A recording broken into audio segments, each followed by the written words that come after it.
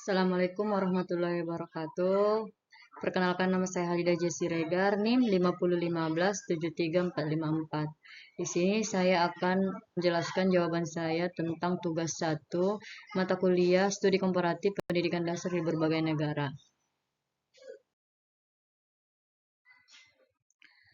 Ada 4 soal. Soal yang pertama yaitu eh, menganalisis dan memberikan poin-poin penting terkait artikel jurnal yang pertama yang berjudul Analisis Konflik Antara Masyarakat, Pemerintah, dan Swasta.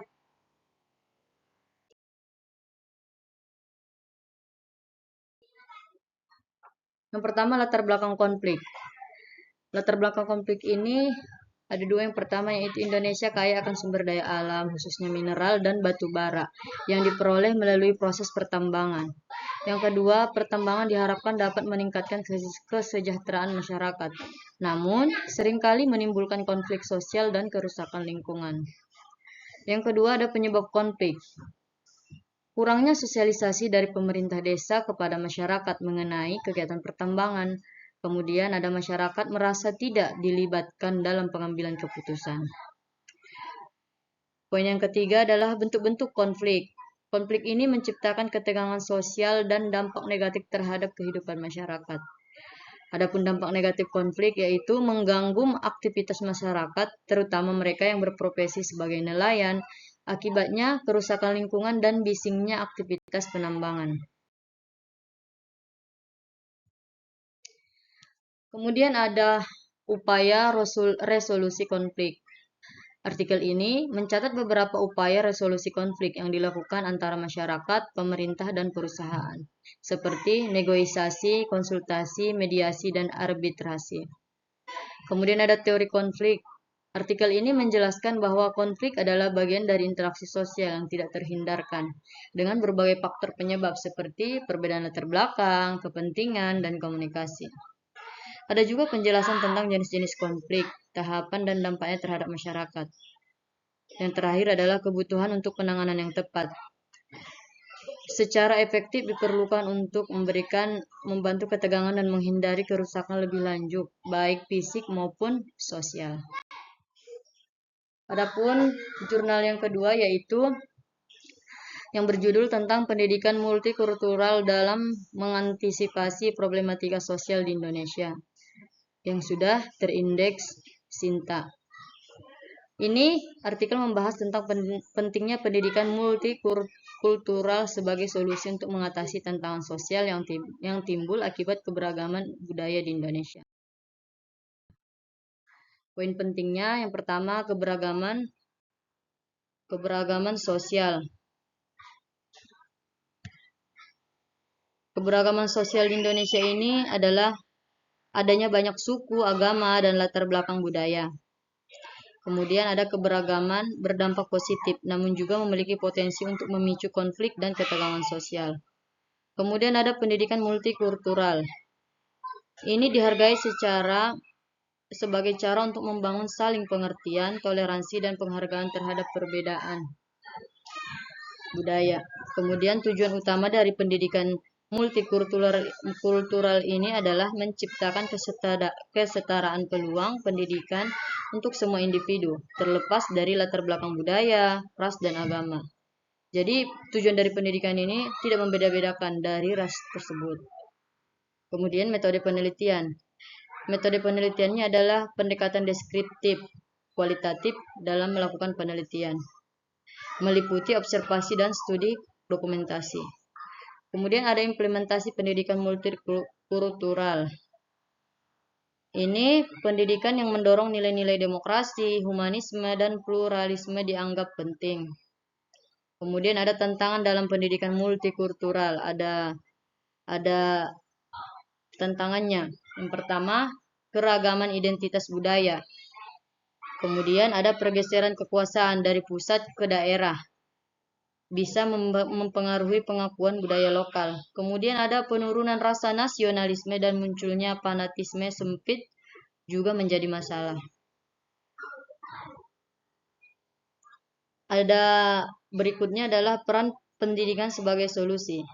Pendidikan multikultural diharapkan mampu meredam konflik sosial dan mempromosikan dialog antar budaya, mengembangkan sikap toleransi, dan saling menghargai antar warga masyarakat yang beragam.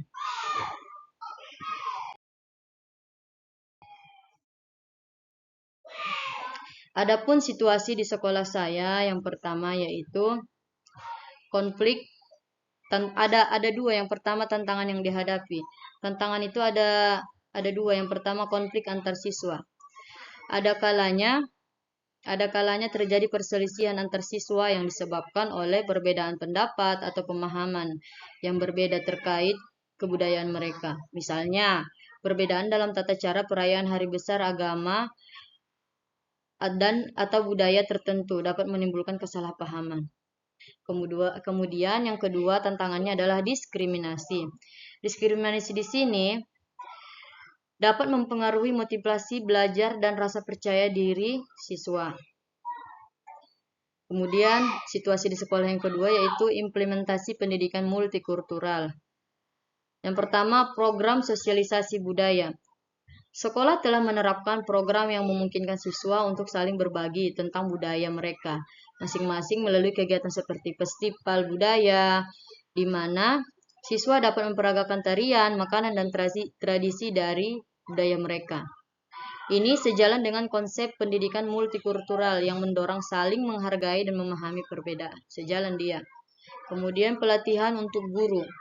Guru di sekolah mendapatkan pelatihan tentang bagaimana mengelola kelas yang multikultural dan bagaimana mengajarkan materi dengan pendekatan inklusif. Ini penting untuk menciptakan lingkungan belajar yang positif dan aman bagi semua siswa.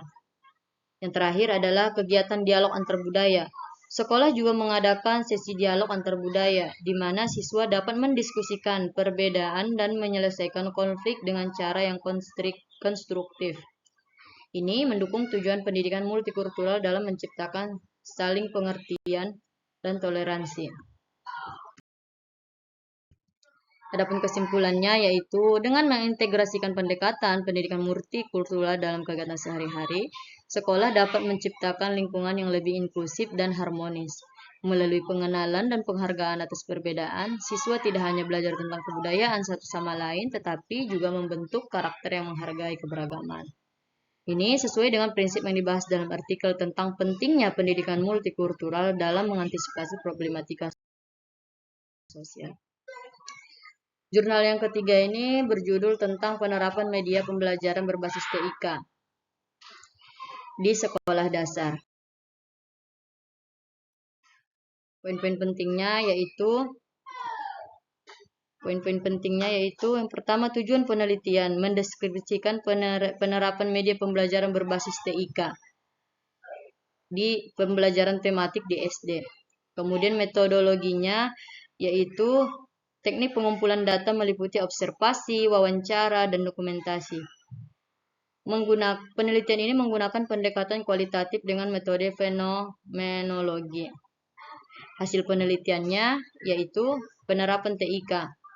Penerapan TIK, media pembelajaran berbasis TIK belum sepenuhnya efektif karena banyak guru yang belum menguasai teknologi. Guru cenderung masih menggunakan metode ceramah dan bahan ajar tradisional lainnya. Kemudian ada kendalanya. Kendala yang dihadapi termasuk kurangnya penguasaan teknologi oleh guru, keterbatasan sarana dan media TIK, serta kurangnya kreativitas guru dalam membuat bahan ajar. Adapun solusi dari kendala tersebut yaitu melengkapi sarana dan media berbasis TIK, serta memanfaatkan internet untuk mencari materi tambahan yang menarik. Kemudian ada pentingnya media TIK dalam pembelajaran. Penggunaan media TIK diharapkan dapat meningkatkan minat belajar siswa dan membuat proses pembelajaran lebih menarik. Kemudian TIK dapat memberikan pengalaman baru bagi siswa dan memodernisasi metode pengajaran yang selama ini masih konvensional. Adapun situasi di sekolah saya yaitu yang pertama, penggunaan TIK di sekolah. Di sekolah saya, penerapan TIK dalam pembelajaran masih dalam tahap pengembangan, meskipun ada beberapa kelas yang telah dilengkapi dengan proyektor untuk penampilan PPT dan komputer, banyak guru yang masih merasa kesulitan untuk memanfaatkan teknologi ini secara optimal. Kemudian kendala yang dihadapi, kurangnya pelatihan seperti di SDN 1 Banjarejo, di sekolah kami juga tidak cukup ada pelatihan rutin mengenai penggunaan TIK. Guru seringkali tidak mendapatkan kesempatan untuk mengikuti workshop atau seminar yang dapat meningkatkan keterampilan mereka dalam menggunakan teknologi. Kemudian sarana dan prasarana. Keterbatasan sarana menjadi masalah. Beberapa kelas tidak memiliki akses internet yang stabil dan perangkat yang ada tidak selalu memadai untuk mendukung pembelajaran berbasis TIK. Kemudian metode pembelajaran yang masih konvensional. Banyak guru di sekolah saya yang masih menggunakan metode ceramah. Terus, solusi yang dapat diterapkan. Yang pertama, pelatihan guru. Sekolah dapat menyelenggarakan pelatihan untuk guru mengenai penggunaan TIK dalam pembelajaran, melibatkan narasumber dari luar dan menggunakan platform online untuk pelatihan bisa menjadi solusi yang efektif. Kemudian, solusi yang kedua adalah pengembangan sarana, yaitu melengkapi komputer dan akses internet lebih baik. Kemudian ada kreativitas dalam mengajar, mendorong guru untuk lebih kreatif dalam membuat bahan ajar, dengan memberikan contoh penggunaan media TIK yang menarik seperti presentasi interaktif menggunakan PPT atau menggunakan video pembelajaran. Yang terakhir adalah meningkatkan minat belajar siswa. Dengan menerapkan media pembelajaran berbasis TIK, diharapkan siswa akan lebih bersemangat dan terlibat dalam proses belajar. Hal ini sejalan dengan tujuan penelitian yang ingin meningkatkan minat belajar siswa melalui penggunaan teknologi. Adapun kesimpulannya yaitu dengan mengadopsi pendekatan yang diusulkan, sekolah tempat saya bekerja dapat meningkatkan kualitas pendidikan dan menciptakan lingkungan belajar yang lebih menarik dan efektif. Hal ini juga akan membantu siswa mempersiapkan diri menghadapi era digital yang semakin berkembang. Jurnal yang keempat terindeks Scopus yang berjudul Development of Pedagogical Competition for Future Primary School Teacher Through Distance Learning, yang membahas tentang pembelajaran jarak jauh. Adapun poin-poin pentingnya, yang pertama yaitu tujuan penelitian. Tujuan penelitian ini yaitu mengidentifikasi metode pembelajaran jarak jauh. Kemudian metodenya yaitu data dikumpulkan melalui pengalaman pribadi dan observasi di Karaganda Bukta University. Kemudian pentingnya kompetensi pedagogis. Kompetensi pedagogis mencakup pengetahuan profesional dan keterampilan penting seperti keterbukaan terhadap inovasi dan kemajuan untuk memperbaharui lingkungan belajar. Kemudian ada tantangan pembelajaran jarak jauh. Pada pandemi COVID-19 mengungkapkan berbagai tantangan, termasuk kurangnya pengetahuan teknologi di kalangan guru dan keterbatasan akses terhadap peralatan digital. Kemudian ada pendekatan pengembangan kompetensi. Pengembangan kompetensi harus meliputi pelatihan praktis dan teori yang terintegrasi, sehingga calon guru dapat menggunakan alat-alat pembelajaran jarak jauh. Alat pembelajaran jarak jauh. Alat pembelajaran jarak jauh ini misalnya Zoom, Google Classroom, Microsoft Teams, dan lain-lain. Adapun kesimpulannya yaitu menunjukkan bahwa integrasi alat pembelajaran jarak jauh dalam pelatihan guru dapat meningkatkan kompetensi profesional mereka. Yang kedua adalah keterampilan digital dan pedagogis sangat penting untuk calon guru agar dapat beradaptasi dengan tuntutan pendidikan modern. Terima kasih. Assalamualaikum warahmatullahi wabarakatuh.